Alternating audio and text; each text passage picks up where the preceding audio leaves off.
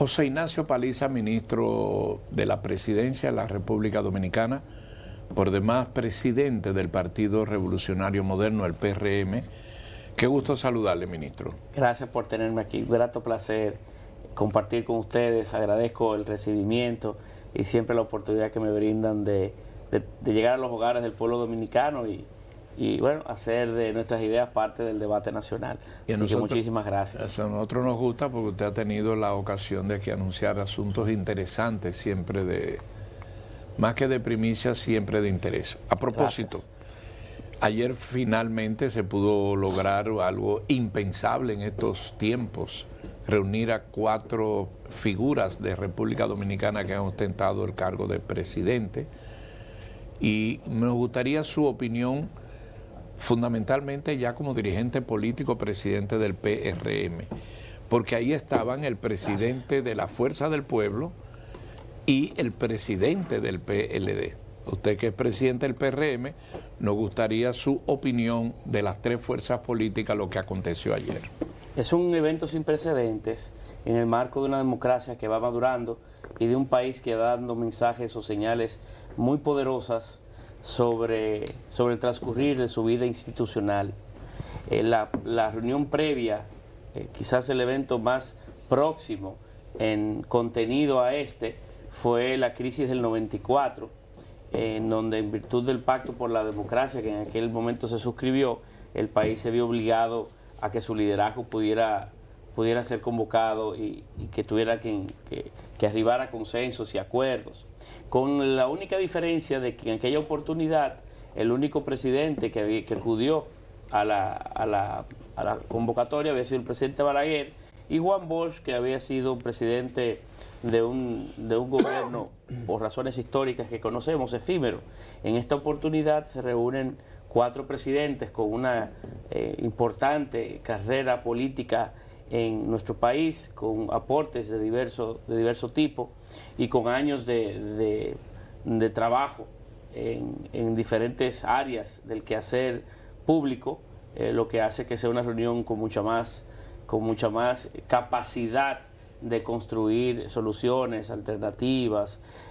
Tiene vocación de reunirse nueva vez. La reunión fue tan productiva, útil, que al salir o al concluir la misma, la noticia ha sido la reiterada convocatoria en otros espacios y con otras ideas que los presidentes harán, y esto seguirá siendo una mecánica que el país ha inaugurado en el día de ayer, pero que no culminará con la reunión del día de ayer. Ha ganado el país, ha ganado la democracia dominicana, hemos podido construir ciudadanía, hay que celebrar la madurez de ese liderazgo político y del propio presidente Abinader, que tuvo el tino de convocarlos y de contactarlos, inclusive de forma directa, con miras a que se pudiera producir este encuentro en el donde solo gana el país.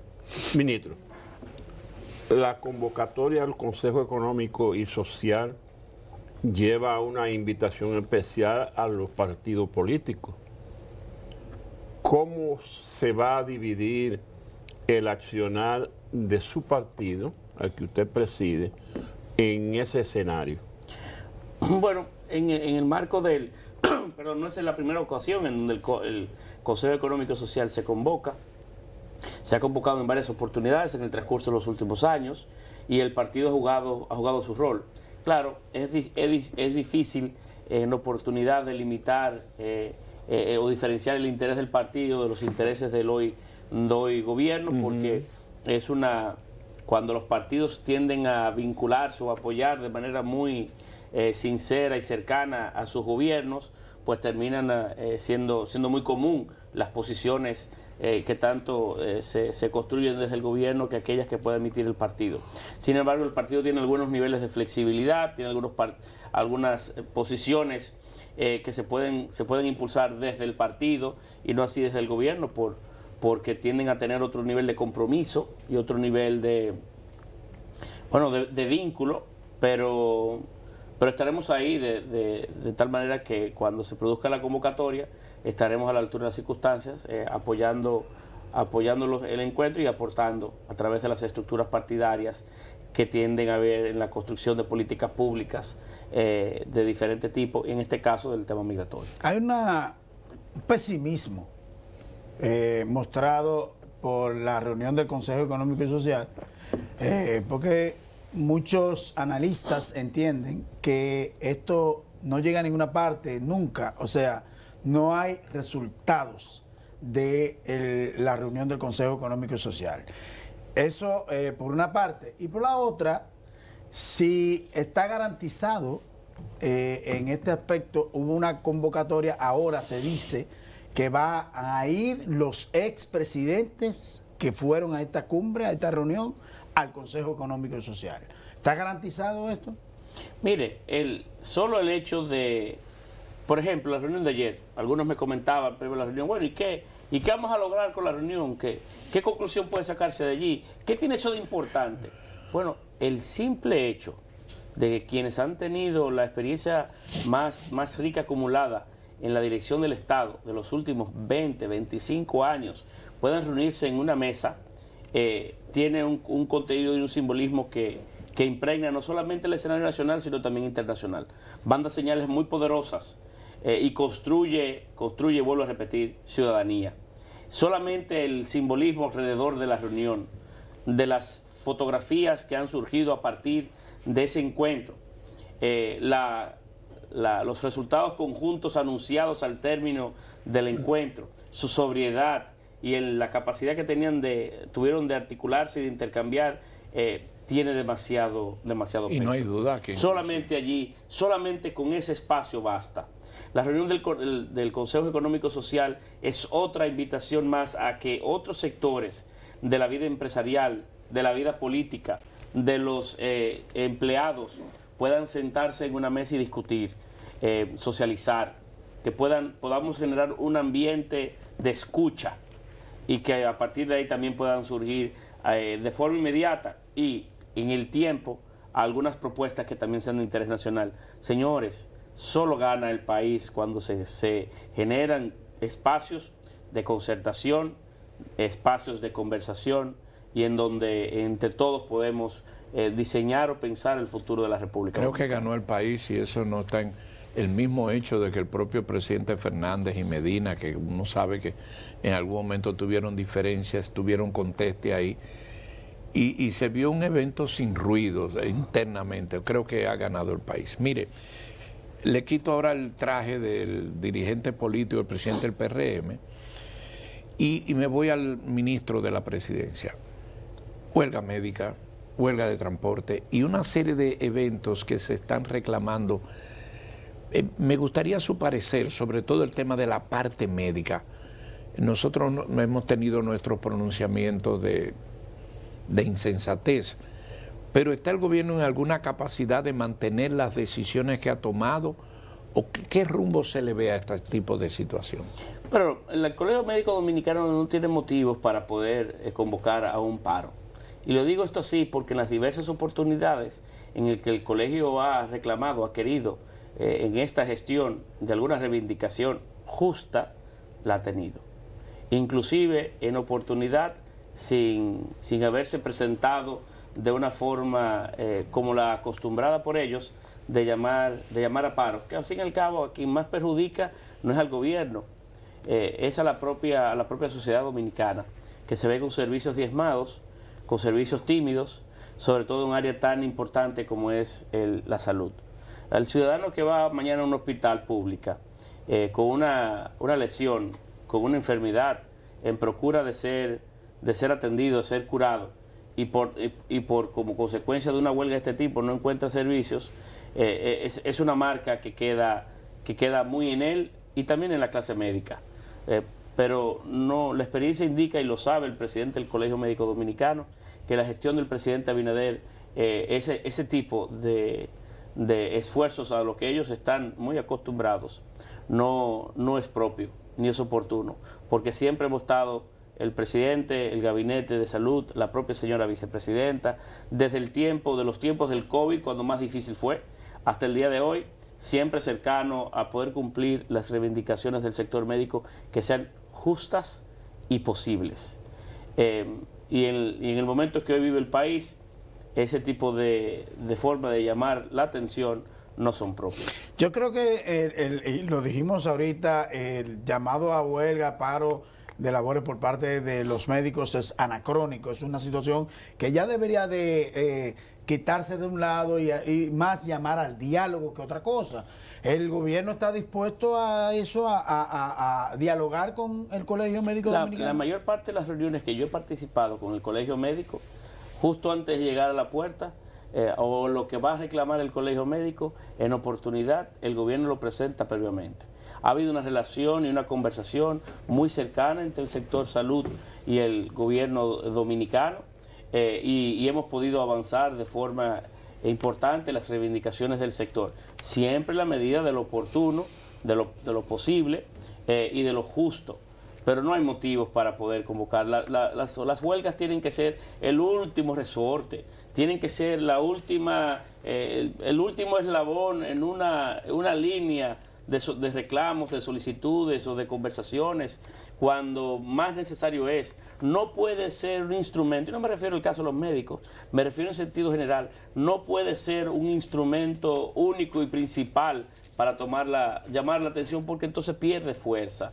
Y el instrumento, que es un instrumento de todos, el derecho que tenemos a reclamar, a quejarnos, a hacer huelgas, y es propio, entonces va perdiendo valor en el imaginario de la gente porque se relaja. El sector médico, cada vez que ha necesitado del gobierno, del presidente Luis Abinader, ha encontrado las respuestas debidas. En el Ministerio de la Presidencia estaba en algún momento el tema del transporte, se manejaba alguno esto. Le hago la observación porque... Lo está. Hay una huelga programada pidiendo más bono gas, pidiendo una serie de las rutas que no se están pagando.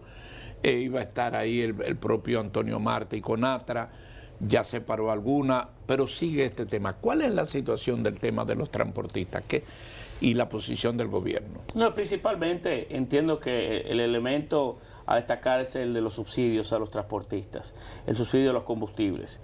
Y es un elemento que ya ha quedado cubierto, y creo que hay un entendimiento entre las partes. Es una conversación que se viene dando entre el Intrant y los transportistas, con el interpósito del Ministerio de Industria y Comercio, y entiendo que es un tema superado. Ahora, en el sector transporte hay un sinnúmero de elementos que nos obligará a reunirnos en los próximos meses, que no solamente tiene que ver con la concretización de más corredores en el Gran Santo Domingo, sino en el inicio de operaciones del sistema de transporte masivos, que obligará a tomar medidas en el sector transporte para aligerar el tránsito vehicular en Santo Domingo fundamentalmente, y en las grandes ciudades de República Dominicana, y que obligará también hasta el escalonamiento de jornadas laborales en el sector público y en algunas áreas del sector privado. Con el sector transporte tendremos que celebrar eventos de discusión y de conversación en las próximas semanas importantes. Pero este reclamo último de ellos, vinculados al tema del subsidio de los combustibles, entiendo que ha quedado superado. Ministro, la gente, los habitantes de Villa Altagracia hicieron una huelga de un día pidiendo que se les rebaje el valor del pago del peaje, que subió de 60 pesos a 100 y ahora de 100 a 200. Ellos dicen que eso es insoportable para ellos, una comunidad que no tiene fuente de trabajo y que la gente tiene que salir todos los días hacia la capital o hacia otro punto a buscar trabajo, a producir. Dicen que levantaron el paro y dieron un compás de espera de 5 días al gobierno para que resuelva eso. Si no, la semana que viene vuelve la huelga, pero con el doble de duración. Mire, es un tema que están tratando otras instituciones gubernamentales cercanas al sector, sobre todo RD Vial, y quisiera permitirles a ellos que en el transcurrir de los próximos días puedan responder a la inquietud de los ciudadanos de Villa Altagracia respecto a este tema. Hay que también sí recordar que el aumento de los peajes ha sido muy prolongado en el tiempo. Entiéndase, el aumento no ha sido en cuestiones de días, sí nos han mediado muchos años desde que ha operado un aumento en los peajes de las grandes avenidas que dan acceso a la gran capital, y por tanto hay que analizarlo de ese modo. Y no está orientado a afectar a una población en específico, sino a generar los recursos que son necesarios para poder sustentar esa misma vía, que en su flujo ha ido creciendo de manera circunstancial la cantidad de vehículos que fluyen por ella. Solamente hay que tener como parámetro, y es una curiosidad que conocí hace algún tiempo y que es muy interesante. Si usted quiere saber cómo crece la economía, pues ubique los peajes que salen del Gran Santo Domingo y usted verá que el crecimiento de la economía es muy similar al crecimiento del flujo por los peajes menos la inflación. El flujo por los peajes del que salen del Gran Santo Domingo está creciendo a un radio de cerca de 10% por año. Entiéndase, el flujo es cada vez más importante en las tres principales arterias que surgen del Gran Santo Domingo. Y eso necesita de más intervención, de más recursos para poder hacer lo que hoy se hace, por ejemplo, en la autopista Duarte, con su ampliación y su puesta en valor. Entiéndase, el flujo vehicular por las grandes arterias, si tomamos en contraste o asumimos el indicativo de los cruces por los peajes, aumenta casi 10% por año. No se vislumbra entonces alguna posibilidad de hacer un arreglo para la gente de Villa Altagracia. Pero quiero permitirles a las entidades vinculadas, gubernamentales vinculadas, a que puedan responder su curiosidad, porque no quiero romper el marco de las discusiones que se vienen dando con esos sectores y que lo llevan otros. Que eso viene siendo RD Vial. Sí, y hay otras instituciones más vinculadas, pero no quisiera permitirles a ellos que sean que den la noticia, que den la noticia. Mire, ACD Media publicó el lunes pasado una encuesta en la que da a conocer que sigue siendo uno de los principales problemas del país la inseguridad ciudadana y el alto costo de la vida. El botellón de agua, 110 y 120 pesos. O sea, ¿qué va a hacer el gobierno con relación a esto? O sea, está como al laissez-faire. Vamos a dejarlo ser, como sea. Bueno, vamos a ver. La República Dominicana en esos dos aspectos transita caminos que son evidentemente envidiables en comparación, en contraste con los países de la región. Es el país que más crece en América Latina. Es el país que en los últimos 3 años ha aumentado más el salario mínimo de los empleados. 38% ha aumentado el gobierno del presidente Abinader el salario mínimo. Hoy se está discutiendo, en estos días se está discutiendo el sector turismo. Se aumentó, solamente para información, hace unas cuantas semanas, lo del sector zonas francas. Es un país en donde la inflación va de acuerdo a los rangos meta. Un poco más del 3% fue la inflación del año pasado. Y camina también por este mismo camino en este año. Que la prima es estable, y por tanto, si la prima es estable y no hay gran nivel de devaluación, pues tampoco forza eso o empuja a la inflación. Los indicadores económicos de nuestro país son muy halagüeños y promueven un futuro venturoso. Pero igual coincide, y debe de coincidir, con el tema de la criminalidad. El país ha bajado hoy a que la tasa de homicidio por cada 100.000 habitantes es un poco más de 7. Siendo esto hoy uno de los países más seguros de América Latina. Y no lo decimos nosotros, lo hice en Crime Site en días pasados, una publicación interesantísima que hace, y las principales entidades internacionales que miden estos aspectos. Somos hoy, en el sector turismo, el país más seguro de la región, porque las áreas turísticas tienden a ser más seguras que inclusive en donde hay mayor aglomeración, ¿verdad?, e intercambio fuera de los sectores del sector turismo. El país va caminando de forma aconsejable. Siempre hay espacio para mejorar y siempre hay que vencer la percepción de la gente que no usualmente va, digamos, a la par con la propia realidad en la que vive. Yo recuerdo le comentaba ayer al secretario general de la CEGIP, Andrés Alamán, que fue además canciller de Chile en los gobiernos de Piñera, que yo provengo de Puerto Plata. Y cuando me mudé a la capital hace 4 años, por asuntos, ¿verdad?, de gobierno. Responsabilidad. En Puerto Plata yo relajaba porque habían 4 semáforos y estábamos por quitar uno. Ahora hay 8 o 9 y los entaponamientos que hay, el dinamismo que hay, sobre todo los días de cruceros y de fin de semana, es tan manifiesto que ahora el problema son los tapones. Cuando voy a Puerto Plata celebro los tapones y me dice, ¿pero y por qué?